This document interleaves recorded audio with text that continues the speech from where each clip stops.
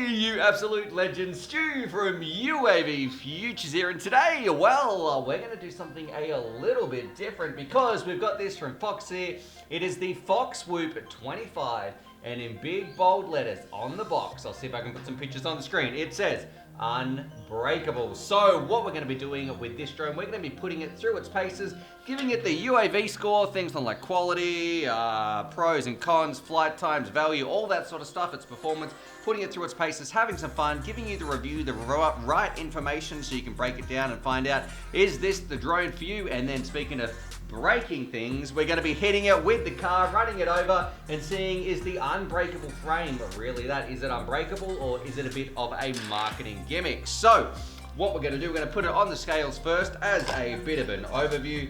Let's tear these scales off, and I've got to say, putting it on here, it is 156 grams, and that's without any additional camera. And the idea behind this drone right here, it is not for racing, it is not for freestyle, and you're going to see that in the flight footage that you see, but it is all about filming. So if you just want some balls to the walls, crazy flying, this is not the drone for you. If you already have some other drones out there, you're interested in doing a bit of cinematography, a bit of sneaky flying around, maybe doing a little bit for real estates, cruising through places, taking it to car shows, whatever it may be, you want a tiny little drone that you can strap an action camera to, or a GoPro, something like that, well, this one's gonna be right up your alley. Of course, it's in a tiny little 2.5 form factor, it's pretty small, it can fit a lot of places. There's a few innuendos in there. Here's my chopstick. Man, that's almost another innuendo, but let's break it down. And so if we flip it over, you can see it's got the Cadex Vista and all that sort of stuff. We'll go through the components, you know. So it's got some little 1404 motors on the outside. It comes in a 3 and a 4S version, or a 2 and a 3S version, depending on which motors you're gonna get. I think I've got the 4S version, which is 3,850 kV, but I'll put some pictures on the screen, and at the end of this there'll be the drone profile anyway. You can see all the information, and there is some links down below.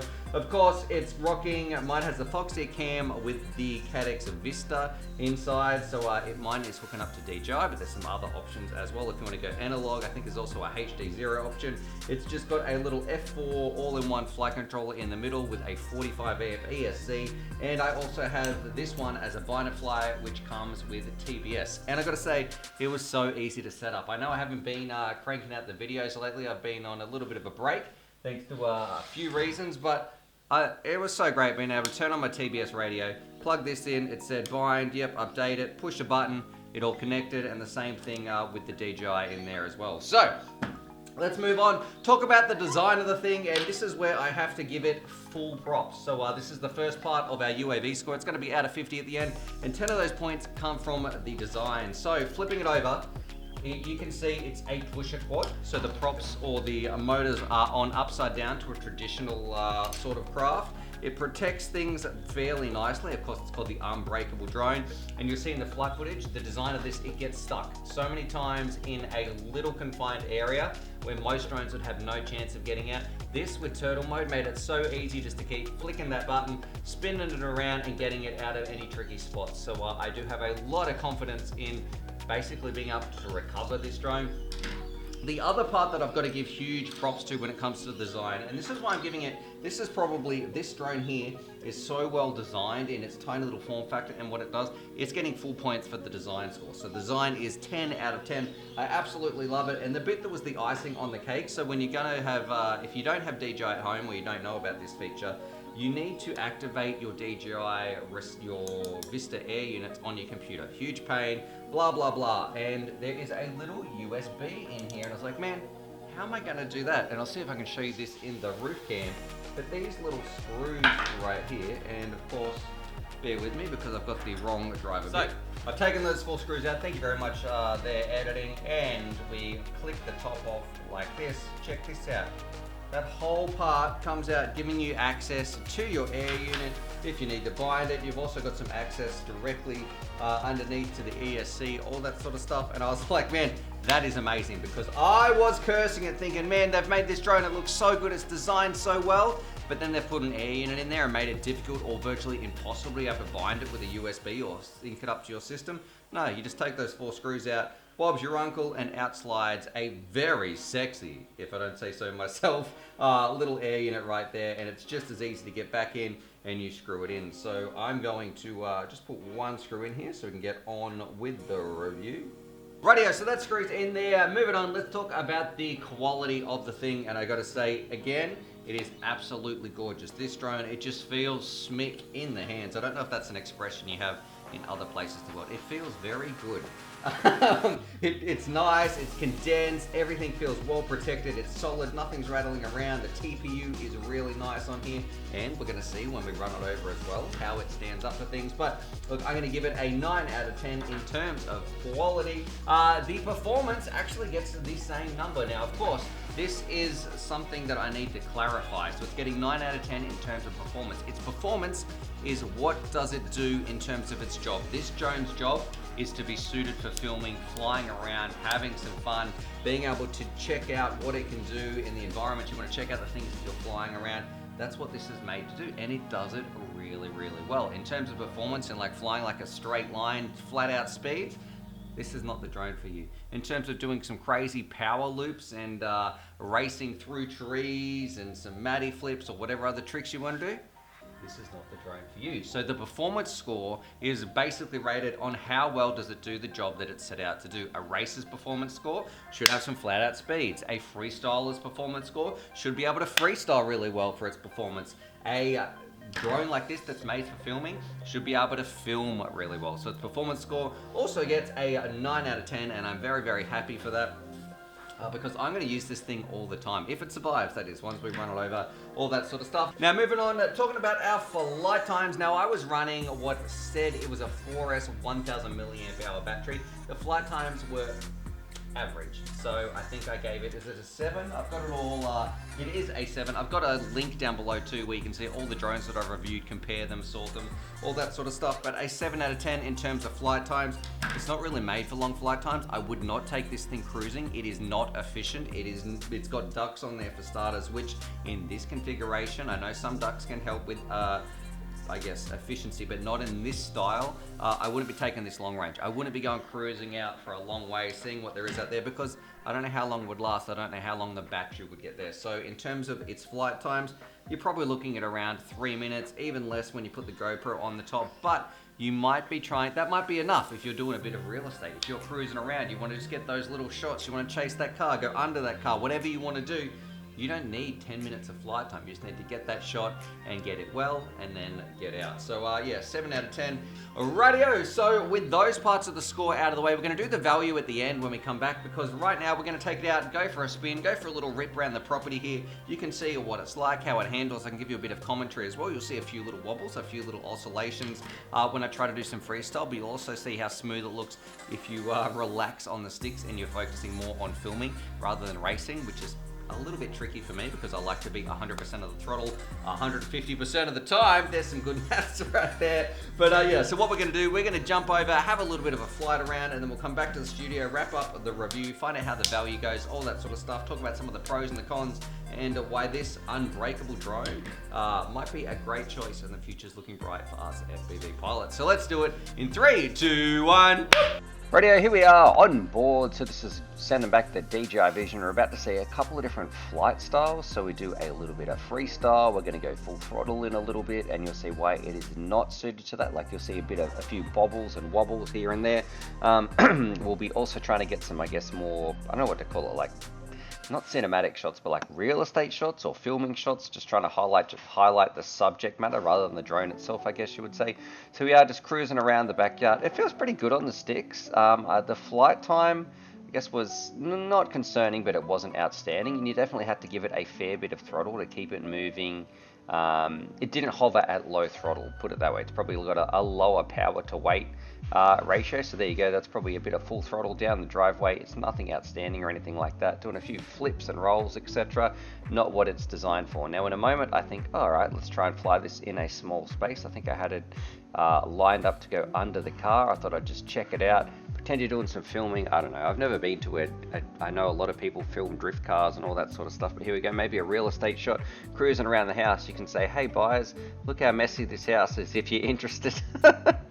But yeah, overall, look, it still was a lot of fun to fly. It definitely felt safe. It wasn't too obnoxious or anything like that. It felt pretty good on the sticks. I felt confident flying it through the house. I'd never do this with my 5-inch or anything like that. And I did get it stuck here in one of the flights. It's probably not going to be this one, but behind the shed here. It took a few arm switches and turtle modes, but eventually I was able to get it out. And I think right here is where I try to fly it under the car.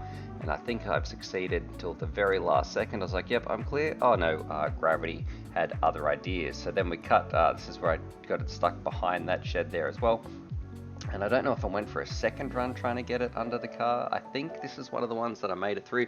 Definitely don't have the skills to pay the bills when it comes to smooth cinematic filming, so real estate agents might have to look elsewhere, but you guys might be different. But if you want just something to cruise around, something a little bit different that's easy to fly, can get some good footage, get in some nice tight spaces, this might be right up your alley. Plus, it is pretty durable, let me say that, and you would have seen that when we ran it over with the car as well. The frame's pretty durable anyway. Of course, the camera equipment, etc., is not going to hold up in a crash. But anyway, let's cut back to the review. We'll talk about the price, the value, all that sort of stuff, and then give it the final UAV drone score. So let's jump back to the studio in 3, 2, 1. Rightio, so there it is. There was that flight footage. What did you guys think of that? And a little bit of a spoiler. I actually have been flying this before I filmed this video. So I've been flying this thing, putting quite a few packs through it. Just happens because it's a pretty fun little cruiser, just cruising around, trying to be smoother on the sticks. So I just did a little bit of editing there. I've stayed in the studio. Still got my same cup of coffee right here, but the flight performance and all that other stuff, that was able to do it first. I gotta say, I really like it. It does its job well. In terms of value, this is where I need to know, what do you guys think? I think it was 7 out of 10 when I had it written down. Yeah, oh, the value, I had 7 to 8. So take that with a grain of salt, 7 to 8. It depends what option you're going to get. It seemed relatively cheap if you're getting the analog version. I've put some links on the screen. I think it's $240 for the analog version. Or if you're going high end with a TBS receiver, you've got a Vista in there, it's about $370. I'm talking American Freedom units. I'll put another little picture somewhere on the screen as well. So look, value for money, it's a 7 or an 8 depending on what you want to get. And also you got to remember, this is more of a filming drone, which I think can cost a little bit more to get it right, because you don't want to have crazy oscillations. You're not going to be racing this thing freestyle and crashing it. You just want a drone that's very precise, well tuned, that works out of the box, that lets you get those shots. That's what people are paying for. So also the drone market might have changed a little bit. Gone are the days of the $99 build, unfortunately. Everything seems to be a little bit more pricey. So overall, look, I gotta say, I'm very happy with this drone. We'll talk about the pros and the cons. Pros, it's tough. You can access all your components in there. It's got a great little form factor. It's really, really well designed. In terms of the cons, well, I'm going to say the first one, you might have heard it in the audio or not, it is a little bit loud. So flying this around, it's probably going to be annoying. You couldn't be flying this thing through the theater trying to get some nice shots, or if you were going to do some wedding cinematography, this is going to be very loud in your face. I wouldn't recommend doing that. The cost, depending on which version you get, that's sort of up to you if that's a pro or a con, but that's really it. You know, the design, the quality, the performance, those three things in terms of a drone doing what it's supposed to be doing and how you're going to use it, it's really kicking it and smashing it out of the park. And also it's unbreakable, so you'll see this at the end when we run this bad boy over. But look, other than that, I gotta say, it's a nice little package. Rightio, so with all that said and done, with the drone in review on the screen, you should see something just there, a little infographic with all the information, all the scores. We're getting a total score of, drum roll please, 43 out of 50. So a pretty high score right there, and I gotta say, it is a beautiful drone. There's, of course, it's gonna be very hard to ever get close to that 50 because in terms of value is taken into account as well. So look, it's a great drone. It did actually beat the Nazgul HD01, whatever the latest Nazgul was that came out. The birds are going crazy out there. So I gotta say, this is in the currently, because we haven't reviewed too many this season, at the top spot with the highest scores so far. You can check out the links down below. Hope you guys enjoyed that. Definitely subscribe for more FPV related content. If we can get, let's see, 1,000 comments on here. We can run over this one and we'll see just how unbreakable is it with all the components. But overall, I've got to say, I'm a huge fan of this drone. Hope that you guys enjoyed it. Subscribe for more FPV related content, and there is more stuff coming. So now the kids are in daycare. If you watch this far, a little bit of an update. I'm feeling better. The weather has changed. It's stopped raining. You can see the pool is still absolutely wrecked. So we've had some things to fix up with the floods and the insurance and getting that stuff taken care of. But overall, look, I got to say, there should be some more stuff. I'm going to be doing some filming tomorrow. Subscribe for more FPV related content. And as always, happy flying.